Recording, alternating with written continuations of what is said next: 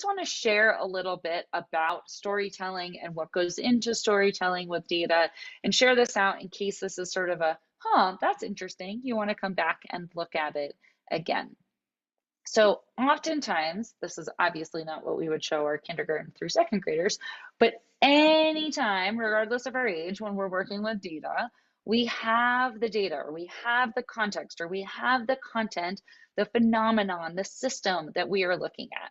And we have collected observations. It can be in diagram form, it can be in number form, it can be words, like variety of different ways that we have collected observations. And then usually we do something with it. We visualize it in some sort of way as we are making sense of those observations.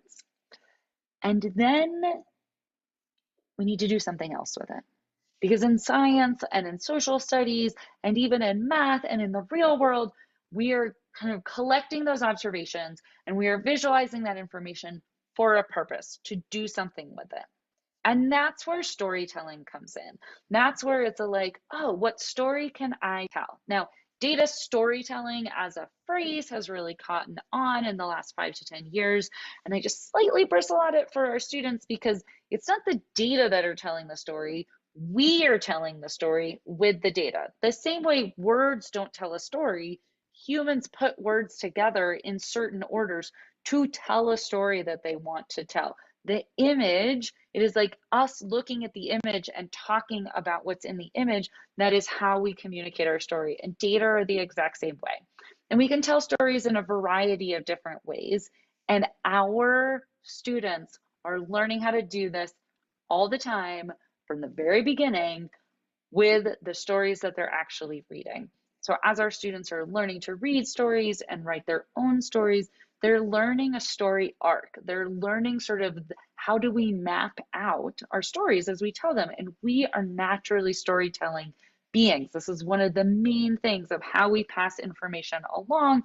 All of the cultures all over the world have these great, rich histories of storytelling in them.